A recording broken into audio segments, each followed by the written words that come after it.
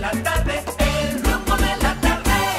Muy buenas tardes a toda la audiencia del Rumbo de la Tarde con Leila Mejía, Valentín Medrano, Don Miguel Guerrero, Sandy Saviñón y una servidora Olga Almanzar. Qué bueno que se encuentran con nosotros en este ya miércoles mojado y lluvioso, como ha sido toda la semana. Le damos la bienvenida a Don Miguel Guerrero. Bien, gracias Olga y gracias a todos los amigos que nos siguen de lunes a viernes y a los miembros del personal, tanto técnico como a los famosos talentos del programa. Yo quiero tratar un tema que se abordó ayer en la entrevista que ustedes tuvieron con un cientista, ¿no?, de las ciencias sociales. Evidentemente parecía muy prorruso. Sí. Y basaba su apreciación sobre el conflicto con Ucrania sobre la base de una perspectiva única, que era la visión que tiene Rusia del conflicto. Un conflicto que ha provocado Rusia sin una provocación de la otra parte y que hoy se ha conocido finalmente cuáles son los objetivos finales de Rusia. Rusia quiere la anexión completa de Ucrania. Quiere que la Crimea, la península de Crimea, el Donbass, la cuenca del Donetsk en el norte y en el este sean parte integral, no del territorio ucraniano, sino del territorio ruso. Es decir, es una invasión para anexarse a un país. Es una guerra imperial lo que está haciendo en este momento Rusia. Después de la Segunda Guerra Mundial, todas las potencias occidentales cedieron todas sus colonias fuera de ultramar, incluyendo a Estados Unidos. Perdió mucho antes, había perdido a Cuba y había perdido a Filipinas mucho antes, pero también entregó todas las otras colonias, igual que Inglaterra.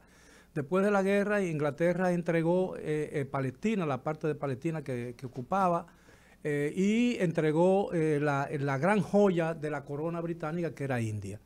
Y como consecuencia de la salida de Inglaterra, de India, Inglaterra se dividió, hubo una partición que bautizó y dirigió precisamente el último virrey inglés en India, que fue Lord Mountbatten, el famoso héroe de Birmania en la Segunda Guerra Mundial. Es decir, fueron el árbitro incluso de su salida de la India. Y allí se formó India y Pakistán, se dividió el país. Los mahometanos, es decir, los islámicos, los musulmanes se fueron para lo que hoy se conoce como Pakistán y los hindúes se quedaron en la India. Lo que ha solicitado hoy como una condición para alcanzar el fin de la guerra a Rusia es que Ucrania renuncie a su idioma y que oficialmente sea ruso el idioma oficial de Ucrania, que la península de Crimea, que ya ocupa desde el 2014, en un acto ilegal de guerra, no declarada también, sea parte integral del territorio ruso y que se reconozca la independencia de las dos repúblicas rebeldes prorrusas del Donbass, que son, los nombres ahora no me vienen a la mente. Y yo creo que esto significa, son los equivalentes, las condiciones de una rendición total por parte de Ucrania, que dudo que eso pase. Bueno. Ahora, bien, si eso no llegara a suceder, y finalmente los rusos desistieran de sus pretensiones, ¿quién compensaría a Ucrania? ¿Quién devolvería los 20.000 y tantos muertos que ha provocado esta guerra? Niños, mujeres, ancianas, mujeres embarazadas, inválidos, ciegos, mudos, toda la población, los soldados, los hombres, los jóvenes. ¿Y qué pasaría con los 6 millones de ucranianos que se han visto obligados a abandonar el país, a buscar un refugio seguro fuera del territorio de su país, al país que aman y por el país que están luchando? Esa es una guerra imperial realmente lo que está desarrollando Rusia. Y yo creo que Putin y quienes le siguen y la maquinaria política y militar de Rusia está jugando al juego de Occidente y al miedo. Están jugando al miedo de Occidente y de Estados Unidos, de la Unión Europea y de Estados Unidos, a la posibilidad de una nueva guerra.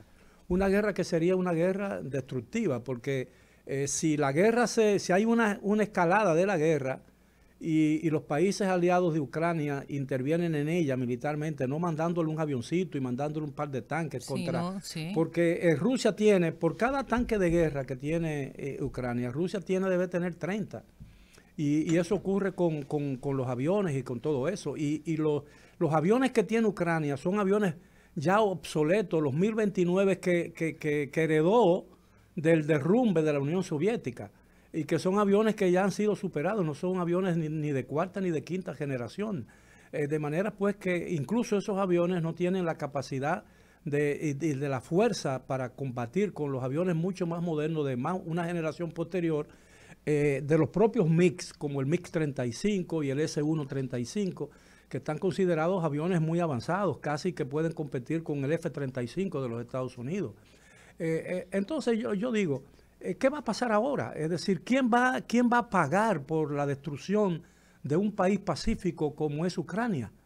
Yo creo que esa debe ser la gran discusión, y no perderse en la fantasía de que esta ha sido una guerra promovida por intereses oligárquicos de los Estados Unidos y los grandes capitales de Europa y Estados Unidos, para favorecer la industria armamentista de los Estados Unidos, porque tienen que ser los rusos, y Putin Putin es un loco, pero no es un tonto. Es decir, porque es otro Hitler. La persona, el líder que se aventura a una guerra en tiempos de paz, es un loco, porque está llevando a su propio país a la destrucción. Rusia tendrá que pagar de alguna manera el costo de esta guerra, y no el costo económico, porque eso es lo de menos. No es el costo económico, es el costo en vida, el costo en destrucción de infraestructura. Hoy la Unión Europea, o alguien que no recuerdo, yo creo que fue el Fondo Monetario Internacional que leí, que dice que la reconstrucción de Ucrania va a necesitar por muchos años un promedio de ayuda, un promedio de 5.000 millones de euros mensuales. Ustedes se imaginan el costo, porque estamos hablando de 600 o 700 mil millones de dólares o de euros. Estamos hablando de una cantidad que es difícil incluso hasta pronunciar y escribir. ¿Sabes qué yo pienso, don Miguel y audiencia? Miren, yo creo que precisamente estas declaraciones de Rusia vienen porque Rusia conoce, Putin conoce cuáles son las deficiencias que tiene la economía para soportar un conflicto a largo plazo. Y creo que en cierta forma este ataque masivo, despiadado que se ha hecho contra la población de Ucrania es precisamente presionando para que se tomen las decisiones y se acceda a una negociación como la que quiere Rusia, porque Putin sabe que está cercado. Todas las medidas que se han tomado como sanciones, una serie de sanciones que han mermado la capacidad de Rusia como país en la economía global, que inevitablemente va a crear también problemas a lo interno de Rusia. Claro, ya incluso dicen el presidente del banco Token, que es uno de los bancos privados que ahora vive en el exilio, y es uno de los hombres más ricos de Rusia y está sufriendo las sanciones. Claro. Las sanciones que ha impuesto Occidente limita las inversiones, limita las exportaciones, limita la economía. Él ha dicho claramente que el 90% de la población rusa está en contra de esa guerra. Porque ¿qué pueden ganar los rusos? Ya los rusos están pagando, los ciudadanos rusos comunes y corrientes, el Olga Almanzar, el Miguel Guerrero de Rusia, la gente que vive de su salario, la gente que vive de lo que hace diariamente, la que se despierta a las 6 de la mañana para hacer su trabajo, para cuidar a sus hijos, para alimentar a su familia, la que hace la que vive con cierto nivel de dignidad, y que se siente un ciudadano pacífico y civilizado. Esa gente ya está haciendo larga fila y está perdiendo sus empleos porque la economía de Rusia no resiste, como tú bien dices, una guerra de ese nivel por mucho tiempo, porque Rusia es una economía muy débil. Italia es una economía mucho más grande que la de Rusia, y el estado de California es casi 2 veces la economía rusa. Es decir, Rusia tiene una economía similar a la de España. Ahora tiene una potencia nuclear y tiene una potencia militar terrible, pero ese aparato militar se puede mover con la eficacia que ese aparato tiene, con una economía que realmente sostenga ese aparato. Usted sabe que yo en cierta forma entiendo la posición de nuestro invitado, porque si uno tiene que hablar de forma neutral, ese mismo argumento que erige Rusia para actuar bélicamente con un país mucho menor en potencia armamentista y en muchísimas otras cosas como respuesta a toda esa, a lo que es la milicia, a todo ese poder militar que tiene Rusia. Yo creo que lo que mucha gente interpreta es que Estados Unidos en muchos momentos de la historia ha utilizado precisamente ese argumento para hacer acciones similares, pero entonces existe una reprimenda a nivel internacional para países que no son Estados Unidos, que se atreven a erigir la seguridad nacional como una bandera para empezar conflictos de esta naturaleza. Lo que yo veo es que en este caso en particular, y si bien es completamente cierto que así es, Estados Unidos en muchas ocasiones ha utilizado ese argumento de la seguridad nacional para violar el derecho internacional de muchos pero países. Lo que haga Estados Unidos, lo malo que haga Estados Unidos sigue no puede siendo malo. los otros países. Exactamente, sigue siendo igual de malo, no importa quién lo haga, pero yo creo que Rusia está presionando porque la respuesta de China no ha sido lo que mucha gente se esperaba. Todo el mundo entiende que China y Rusia representaban ese gran matrimonio fuerte, poderoso, que toda acción que implementara Rusia iba a ser apoyada por China. Sin embargo, todo se ha quedado en declaracionismo. Cuando uno analiza la parte económica, uno sabe que China no puede tampoco involucrarse tan profundamente. China va a arriesgar sus relaciones con Estados Unidos. China va a arriesgar su seguridad y su economía para ayudar a un aliado con el cual ha tenido muchos problemas, incluso cuando compartían una misma concesión de la vida, cuando el marxismo y el comunismo reinaba en ambos países. Hoy en día nada más reina a la mitad en uno, en el ámbito político, porque en el ámbito económico China es una nación capitalista y la economía ha florecido a través del mercado, no a través de la centralización de la economía. No es una economía centralizada, es una economía más o menos libre, con algunas restricciones de carácter político, que se justifica por la misma naturaleza de China. China es un país muy extenso, con 1.300 millones de habitantes, que es muy difícil, con una diversidad étnica tremenda y religiosa, que es muy difícil gobernar democráticamente a la usanza occidental, ¿entiendes? No quiero decir que porque cada quien tiene su... Y el propio Mao, en la época de la Revolución Cultural, decía que los chinos tenían que abrazar el marxismo desde el punto de vista y adaptar el marxismo a la naturaleza y a las condiciones geográficas, políticas, históricas de China. Es decir, no podía calcar el marxismo y traer el marxismo a China y establecerlo como si fuera una ideología totalmente contraria a China. Entonces decía que el marxismo tenía que ser modelado y adaptarlo a China, no adaptar China al marxismo, sino el marxismo adaptarlo a China. Entonces yo lo que digo es que Rusia está asumiendo, Rusia está tratando de usar el temor occidental a una nueva guerra, y yo lo entiendo de los países, entiendo eso de la Unión Europea y Estados Unidos. ¿Por qué arriesgar? Porque ahora no es una guerra convencional.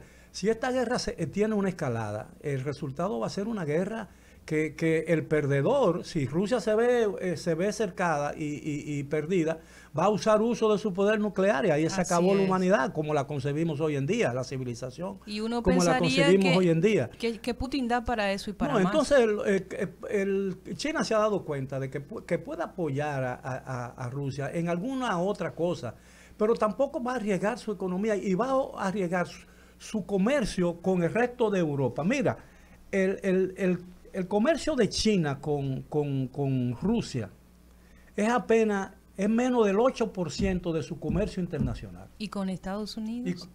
30 o 40%. Entonces, y con la Unión Europea. Entonces no va a arriesgar eso. Eso explica la posición tibia que ha tenido claro. China en el conflicto. Y que China no quiere eso. China es el único país, la única potencia militar hoy en día y económica que no tiene... China no ha invadido a ningún país. China no tiene fuerzas de ocupación en ningún otro país. China defiende lo que entiende que es parte integral de su territorio. Por eso es el problema con ciertas zonas donde hay intentos de separación o de autonomía, que es contrario a la línea central de China.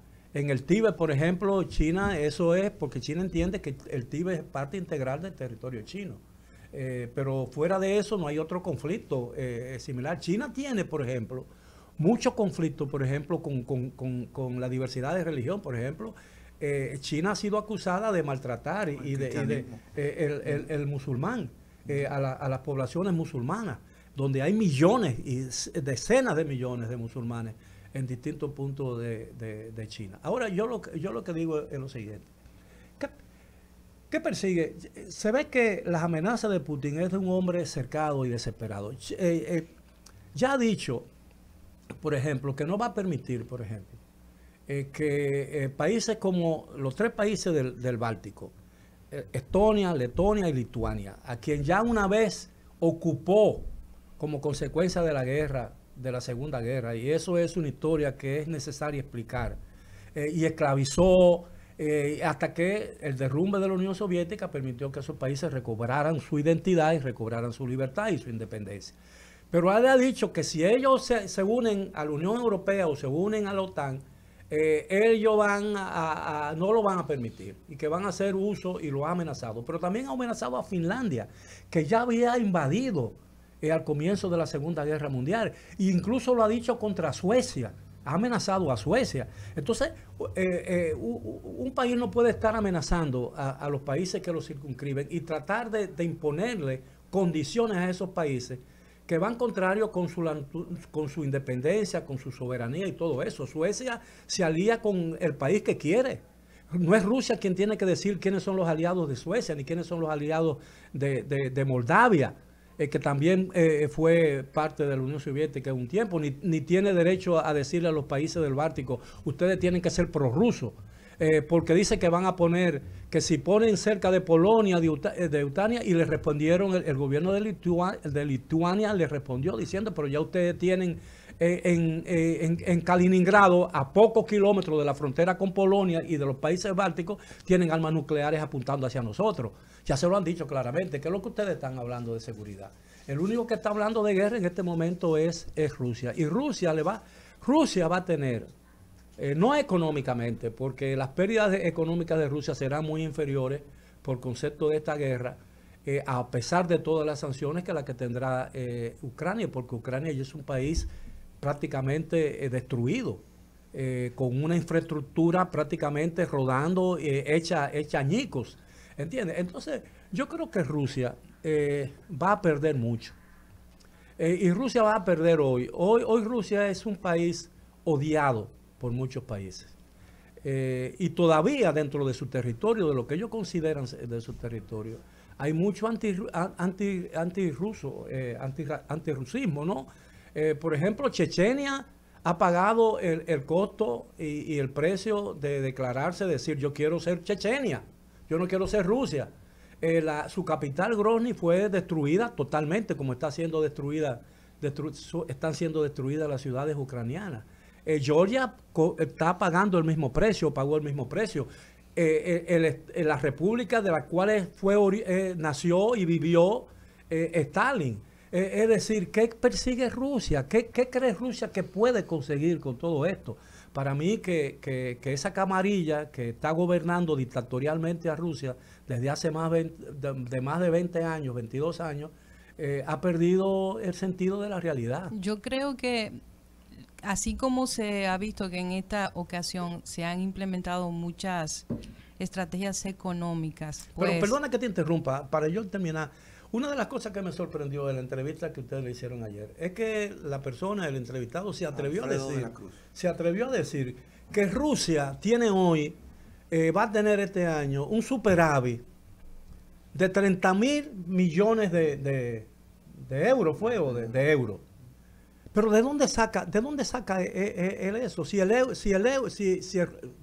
la gente tiene que pagar y tiene que comprar con rublo, y el rublo, a pesar de que se fortaleció en los primeros días de la guerra, está otra vez por el suelo, porque el rublo no es una moneda de circulación universal como es el dólar, como es el euro, incluso como es el yen, y incluso como es la lira, la libra esterlina, incluso como es la lira italiana, que ya no existe, lo que existe es el euro.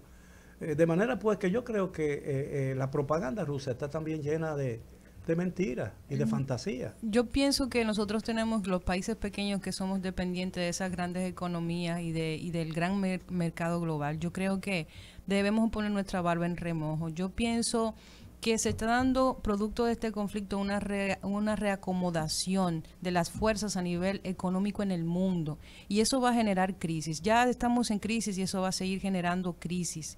Y yo creo que países como el nuestro, que son países pequeños, pero que tienen economías débiles, pero que tienen grandes oportunidades, pueden sacar provecho si se hacen con la planificación.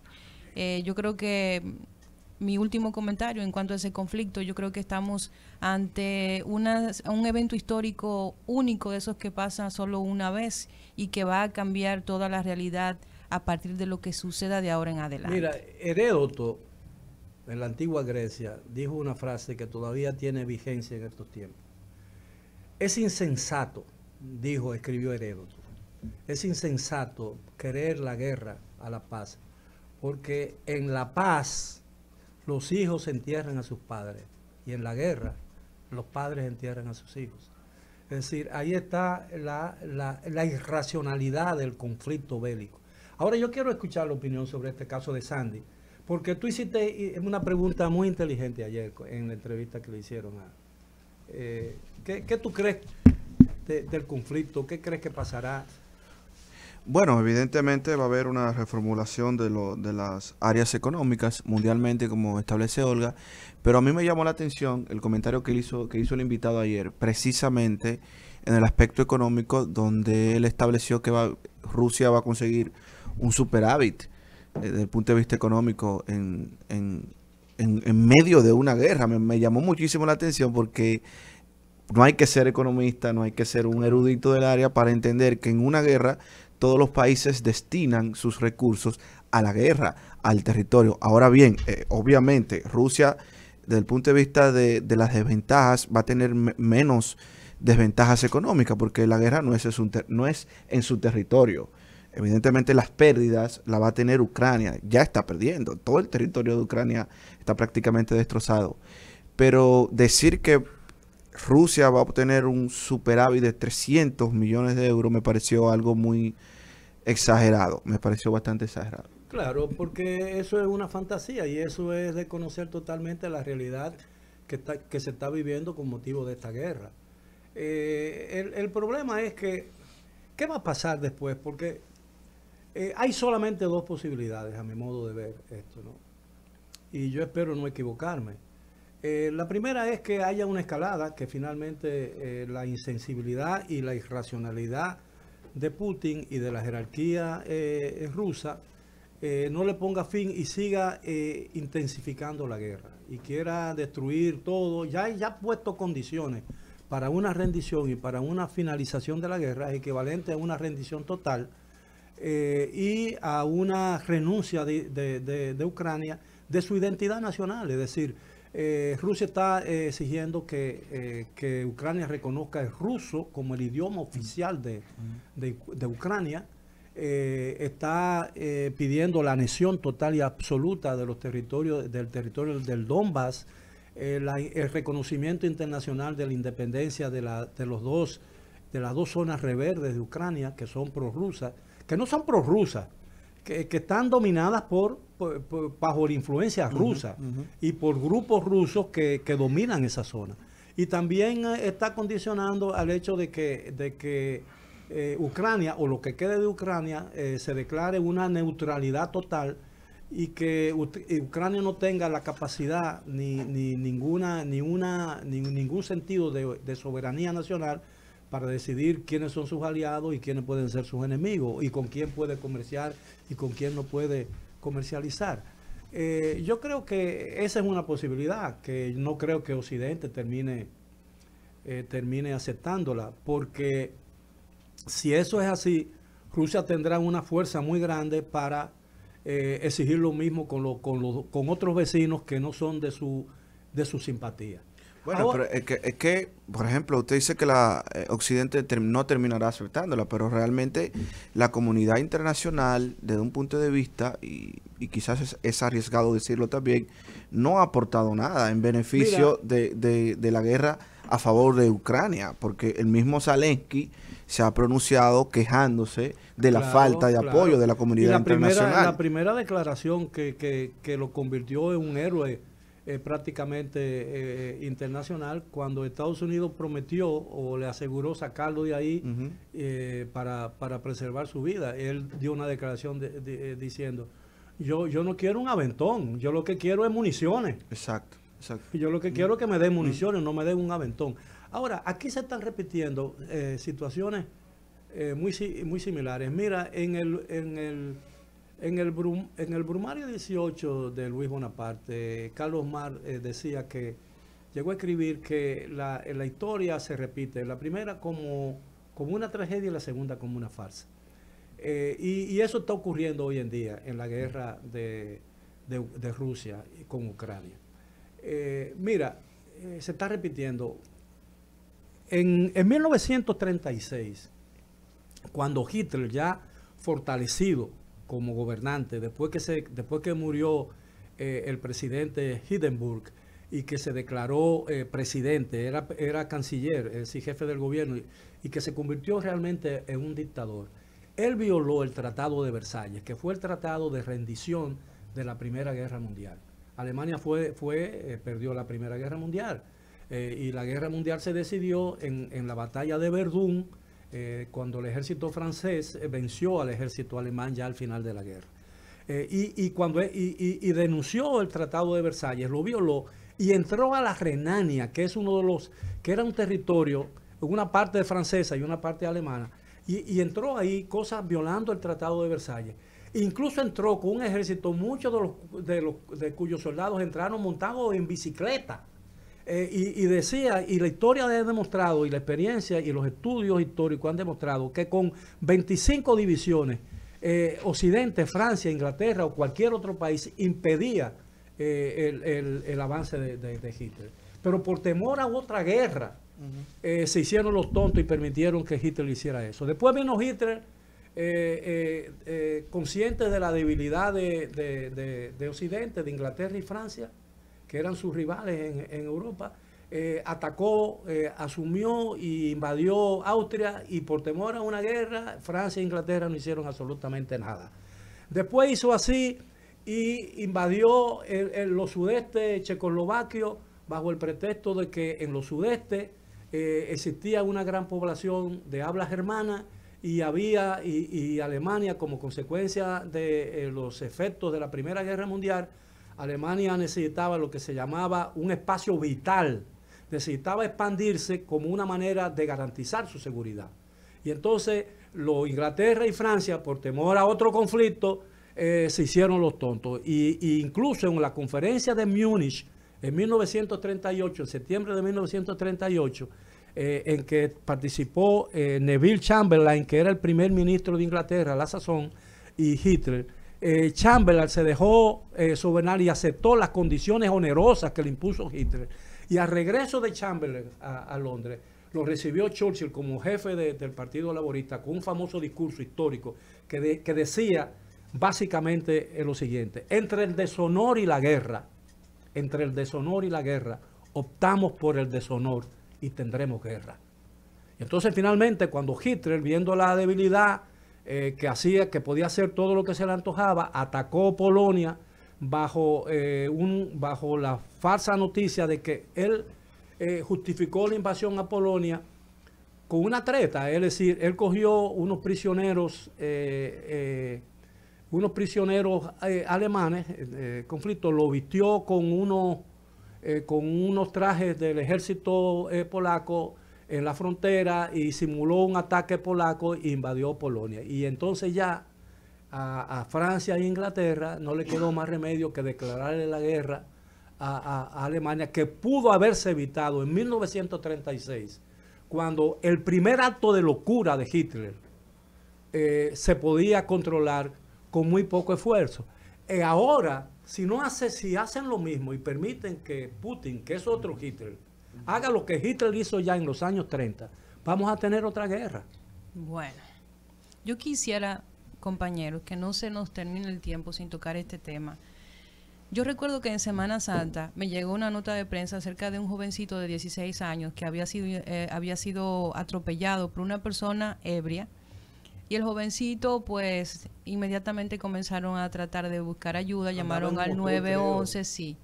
Llamaron al 911, el 911, eso fue en Higüey, tardó 1 hora y 30 minutos para llegar. Finalmente la familia decide llevarlo a un hospital y en el hospital no había un especialista que pudiera atender la gravedad del muchacho. Luego deciden llevarlo a una clínica y en la clínica le solicitan un depósito para poder atenderlo, pese a que este muchacho tenía su seguro médico. Finalmente el joven murió. Murió probablemente, y yo no soy doctora, pero luego de una travesía como esa, si tenía algún tipo de posibilidad de sobrevivir, la perdió. Y yo vi hoy, después de varios días, que finalmente un periodista le pregunta al ministro de Salud Pública acerca del caso, y el ministro respondió que se está haciendo una investigación sobre este caso en particular. ¿Investigación para qué? Una investigación... ¿Va a resucitar el muerto? Es bueno que se establezcan responsabilidades. ¿Cuáles son pero las yo quiero causas llegar reales, a no? un punto. Hace unos días nosotros criticamos duramente, particularmente yo, Olga Almanzar, critiqué duramente la decisión del gobierno de facilitarle fondos a las clínicas privadas para que pudieran, pues, mejorar sus servicios. Y uno de mis argumentos en ese momento era precisamente que existiendo problemas como este de un hospital que no cuenta con un especialista para atender a una X condición que se le presente, nosotros estamos enfocados en el sector privado, que con muchísima frecuencia, más de la que se debería, antepone los beneficios económicos a la vida del ser humano. Y yo quiero decir que a este joven, Naín Contreras Aristi, a este joven lo mató el sistema sanitario dominicano, sí, claro, público y privado. De acuerdo contigo. Él no murió por un accidente, él murió por la negligencia tanto de un hospital como de una clínica. Y ojalá que el ministro de Salud tenga a bien pensar en esa situación y que realmente se establezcan responsabilidades sobre lo que pasó ahí, porque ese es un muerto del sistema de salud público y del sistema de salud privado. A ese joven la negligencia lo mató. No lo mataron quizás no lo mató quizás su situación, la herida o lo que sucediera. Lo mató la negligencia. Y si no directamente lo mató la negligencia, si una gente ahorita sale y dice no, porque sus heridas eran intratables, por lo menos le negaron a su familia el sentir que hicieron todo lo necesario para poder salvarle la vida. Si la salud y la educación son realmente las primeras prioridades, y creo que lo son, yo creo que si bien para buscar fijar responsabilidades viene a bien una investigación del Ministerio de Salud Pública, si nos atenemos a la experiencia pasada y a la experiencia histórica en la República Dominicana, sabemos que ese tipo de investigación nunca conduce a nada y lo único que gana es tiempo para que la gente olvide lo ocurrido. Eso es una realidad. Ahora, yo lo que creo, que esa experiencia sí debe servir para algo, para corregir de una vez y para siempre. Esa y muchas otras que debieron, pero siempre hay que aprovechar alguna y agarrarla por el cuello y decir, bueno, llegó el momento de hacer lo que no hemos hecho y lo que hemos tardado por hacer y corregir esa negligencia de la que tú hablas tan acertadamente. Yo creo que llegó el momento en que el gobierno, por decreto o por ley, y no por ley, por decreto, porque si lo mandan un proyecto de ley, eso se va a perder y pasarán años en discusión vana, estéril, y nunca llegaremos a nada. Llegó el momento en que el gobierno dominicano se ponga los pantalones y en un acto de justicia social, establezca que queda totalmente prohibido y sancionado con sanciones pero drásticas, que se le niegue la asistencia a una gente que llegue a un hospital o a una clínica privada, aunque no tenga ni seguro médico ni dinero en ese momento, que después el dinero aparece. Y para eso tenemos un sistema de seguridad social. Y si el padre o los familiares de esa persona que requiere asistencia médica y no se le dio y no tiene con qué pagar la asistencia, que su condición de humano en una democracia que se precia de sus valores cristianos, tiene que aportarle a los ciudadanos. Si no aparece ese dinero, el Estado está en la obligación a través de la seguridad social pagar esa operación o pagar esa atención médica, porque para algo pagamos nosotros un sistema de seguridad social, porque el problema es realmente que tenemos un sistema de inseguridad social que no sirve absolutamente para nada. Y yo le he venido diciendo aquí estamos hablando de reformar el sistema. No, ese sistema no puede, no debe, no hay forma de reformar el sistema. El mal no se puede renovar. Exacto, aquí lo que necesitamos es una nueva ley de seguridad social. Pero tenemos una propuesta de nueva ley. ¿Y quiénes están apoyando esa nueva ley? Dos o tres gaticos que tienen la intención de mover la ley, de que se cambie el sistema. Pero déjame terminar, porque y esa ley lo único que tiene que hacer es traer de la ley que no sirve para nada los tres conceptos básicos que le daban un sentido social a esa ley y que nunca se ha respetado, comenzando por el Congreso de la República, que fue que aprobó la ley bajo tres conceptos. Ley de seguridad social única, es decir, no había forma, de la única manera que funcionan los sistemas de seguridad social es cuando son uno solo en una sociedad. Carácter universal, es decir, que todo el mundo está obligado, no puede ser excluido nadie del sistema. Y tercero, obligatorio, todo el mundo está. Cuando hacen eso, ¿qué es lo que ha ocurrido? Que el Congreso hizo su propia ley de seguridad social. Después vino la Suprema Corte, después vino el Banco Central, después vino el Banco de Reserva, después vino la Universidad Autónoma, después vino la Junta Central Electoral, después el Tribunal Superior Electoral, después el Tribunal Superior Administrativo. Y todos los grandes salarios de este país van a sistemas independientes y privados de seguridad social. Y el único salario que alimenta el sistema de seguridad social es el salario pobre. El salario pobre. Entonces no hay forma de que este sistema funcione. Porque además es discriminatorio, injusto, excluyente y todo lo malo que puede tener un sistema de seguridad social. De manera pues que el esfuerzo o el intento de reformar el sistema es un tiempo perdido, es otra banalidad. Sin embargo, y es lo último que diré sobre el tema, yo escucho, tenemos 20 años quejándonos de esta ley de seguridad social, 20 años simplemente en el discurso, en la perorata, en decir que no funciona. Usted ve cómo los medios de comunicación, los comentaristas, las personas que generan opinión en nuestro país, los medios de comunicación han adoptado ese discurso solamente para lucir bien y para cumplir con el día a día. Pero ¿qué han hecho las personas que son afectadas por el sistema de salud que no funciona? Usted que está ahí escuchando el programa en este momento, cuando dice, por ejemplo, la Coalición por una Seguridad Social Digna, vamos a hacer una actividad en tal sitio, y aparecen 3 gatos, gente que muchos de ellos tienen con qué resolver sus problemas de salud porque son profesionales que están simplemente empujando un nuevo estilo para la seguridad social dominicana. ¿Dónde está la gente que apoye ese tipo de iniciativas? Hay una ley, hay 2 leyes, una que fue sometida por Trajano Vidal Potentín y otra que fue sometida por la coalición. No tiene que ver, eso tiene que ser un acuerdo entre todos los partidos políticos de oposición. Pero por algo debe empezarse, don Miguel. No, pero estamos empezando por reformar una ley para preservar los privilegios individuales de los sistemas individuales de seguridad social. Mira,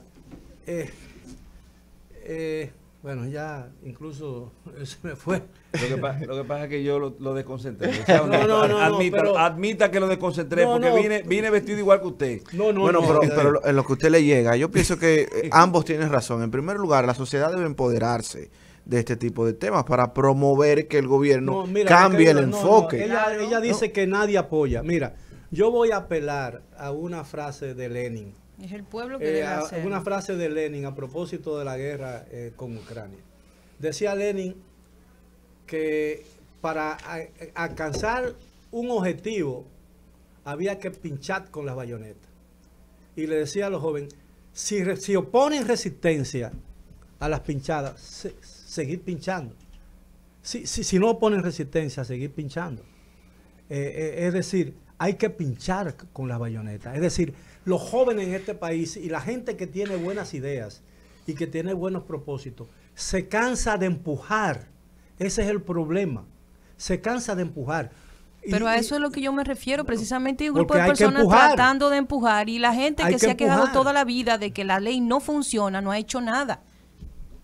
Pero por eso mismo, porque estamos tratando de reformar una ley bajo el argumento de tiene un vicio natural, queremos reformar una ley que no puede ser reformada, porque ¿qué le vamos a reformar? Lo malo es precisamente lo que ellos no van a renunciar. Es que hacer una nueva ley. Pero esta es una nueva ley, don Miguel. La que están proponiendo es una nueva ley completamente diferente a la anterior. Es bueno, incluso como dije en uno de los programas, tengo el proyecto de ley íntegro para el que lo quiera conocer y leer, para que quiera ver la propuesta. Y por algo debemos empezar. Olga, pero lo que estoy diciendo, tú tienes que ir por lo que tiene posibilidades. Ok, es un grupo privado lo que está haciendo, un grupo de gente que no tiene, con el apoyo de cierta gente, ¿verdad? Eso va a ir al Congreso y va a correr la misma suerte que otras leyes. Tenemos un código de agua que tiene 22 años en el Congreso, en una gaveta, ¿entiendes? Entonces, yo lo que creo es que tiene que haber, si hay alguna prioridad, esto es un problema del liderazgo político dominicano. Si hay alguien con conciencia todavía en el liderazgo político, tiene que convocar una reunión. Quitarse el disfraz de la diferencia y decir, mire, nosotros si queremos salvar este país, y estoy hablando de salvar el país, es decir, la estabilidad que hemos disfrutado durante yo no sé cuántos años. Si necesitamos salvar este país, vamos a aprobar una ley que diga esto y que sea un acuerdo político. Esos senadores y esos diputados no van a renunciar a los privilegios que le da su propio sistema de seguridad social por un sistema de seguridad social nuevo. El sistema político ha tenido 20 y pico de años para reformar la ley y no ha querido. Entonces, si el sistema no quiere hacerlo, quien tiene que empoderarse, quien tiene que hacer lo que le corresponde es la gente. Y si la gente no presiona, no va a pasar. Pero tenemos... Te digo que tiene que ser a través de un gran acuerdo político. Tenemos en la línea a nuestro invitado de hoy, que es el doctor Zenén Cava, que es presidente del Colegio Médico Dominicano. El doctor está con nosotros para hablar acerca de una actividad que van a anunciar. Buenas tardes, doctor Zenén. Bienvenido. Y buenas tardes, queridos amigos. Buenas tardes a todos. Doctor, ¿de qué se trata la actividad que están anunciando una gran cantidad de organizaciones que están pues unidas para una causa? ¿De qué se trata? Bueno, decenas de organizaciones, como usted dice, estamos organizando para el 1 de mayo, Día de los Trabajadores. En el caso nuestro estamos hablando de los trabajadores de la salud, pero hay de todos los ámbitos, obreros, organizaciones barriales, en fin, organizaciones con base en la sociedad civil. Integrando a una gran marcha este 1 de mayo, dentro de esa, este esfuerzo que hemos denominado por una seguridad social digna, pretende hacer una participación estelar. En ese sentido, estamos convocando a toda la población a integrarnos a partir de las 9 de la mañana el domingo 1 de mayo, para que participemos a fin de reclamar, de exigir una nueva ley de seguridad social que no esté basada en los negocios, sino basada en servir a la población para que tenga salud digna de calidad, un retiro, es decir, el aspecto previsional de pensiones adecuado, y que su situación laboral, los riesgos que se puedan asumir, que usted contraiga durante el proceso de usted laboral, sea resarcido con todas las expectativas que se debieran. ¿Desde dónde van a partir, doctor? ¿De dónde va a partir la marcha? Desde el Parque Enriquillo. Desde ahí es que se va a partir. A las 9 de la mañana. ¿Con cuántas organizaciones están aglomeradas? Decenas. Mire, si, por ejemplo, desde el punto de vista de nosotros, sí, está como la ADP, una de las que más personas tiene, el Colegio Médico Dominicano, la Asociación de Profesionales de la Salud en sentido general, las enfermeras a través de todos sus gremios. Estuve conversando ayer con el presidente de los abogados, se van a integrar también una enorme organizaciones campesinas, de mujeres, de hombres, en fin, todas esas comunidades que hacen vidas en los barrios, que están integradas también en el proceso. Pretendemos que sea una marcha cuasi plebiscitaria. Excelente. ¿Qué propuestas en específico están promoviendo ustedes? Bueno, son muchas. Dentro de ellas podríamos hablarle de un salario digno para los trabajadores, y en el caso de nosotros, lo que exigimos es una nueva ley que sea, como le dije, representativa de los más altos intereses de los trabajadores y trabajadoras del país, en este caso de los trabajadores, en el aspecto particular del Colegio Médico Dominicano, de los trabajadores y trabajadoras del sector salud. Bueno, pero las peticiones son varias en ese sentido. Aquí tengo precisamente la lista de todas las peticiones que tienen. Una lista son muchas. de 12 peticiones que tienen que ver con el ejercicio de la justicia, las pensiones, el rechazo a la entrega del control de servicios de fondos públicos y activos fundamentales del país, la defensa de los derechos de las mujeres y las niñas, ampliación de derechos de mujeres trabajadoras, justicia fiscal y defensa del derecho a la cesantía, que se pretende eliminar. Entonces, una serie de demandas que son bastante lógicas, que me parecen bastante aplaudibles, y ojalá y que la población se anime también pues a hacer de esta marcha su marcha. Me imagino que es una marcha que va a estar completamente autorizada, que va a ser controlada, que va a ser pacífica, y que todo el que vaya va a tener su seguridad, pues va a tener una sensación de seguridad, de que no va a pasar nada más porque es una marcha pacífica. Así es. Evidentemente, Olga ha narrado varias de las propuestas, pero no sería, no sé qué término utilizar, no sería un poco más lógico priorizar, porque hay muchas demandas que son importantes, evidentemente, pero el sector salud tiene muchísimos problemas. No es bueno priorizar uno o dos para ir como parte por parte, como Jack el Destripador. Bueno, en el caso de nosotros, del esfuerzo que hemos convenido en formar la seguridad por una seguridad social digna, estamos inclinándonos por una seguridad, como le dije, que sea verdaderamente representativa. Y eso abarca muchas cosas, como decíamos, no solamente salario verdaderamente digno y retiro digno, sino también una ley de seguridad social equitativa. La ley que se aprobó en el 2001, la llamada Ley 8701, tuvo una marcada tendencia hacia lo mercantil, hacia lo pecuniario, hacia lo financiero. Por eso vemos que muchos de los derechos que debieran de estar consagrados en ella son relegados sobre la base de que usted esté o no en condiciones de recibir ese pago, de recibir la salud en este caso, o la pensión. No es así. Ustedes reclamaban, por ejemplo, a la luz de un tipo de situación que se está dando en las emergencias. Nosotros estamos reclamando eso. Yo les puedo dar como premisa. El día pasado conversábamos con el presidente y se tiene el interés de producir el escenario necesario para que cuando alguien llega a la emergencia no tenga que pasar por la incertidumbre de no recibir o recibir el servicio si está o no está al día. Eso no puede ser posible. Porque entonces, ¿de qué seguridad estamos hablando? ¿De qué seguridad se está hablando si usted llega a la vejez y no tiene la certidumbre de qué va a pasar con usted?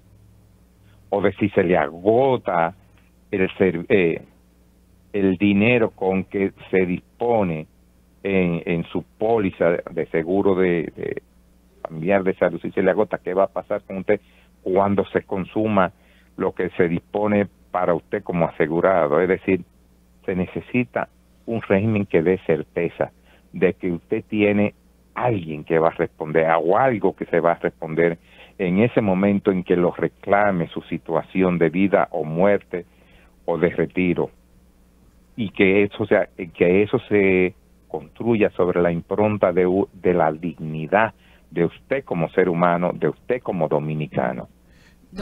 Previo a la marcha, ¿han tenido ustedes algún acercamiento con alguna autoridad pública combinar parte de sus propuestas. Sí, ¿no? ya se ha ido al Palacio, se han depositado, se ha tenido encuentro con el presidente de la República, por lo menos la comunidad digna, por una seguridad social digna, el esfuerzo ha ido, ya se ha reunido con el presidente y se ha depositado el proyecto también en el Congreso de la República.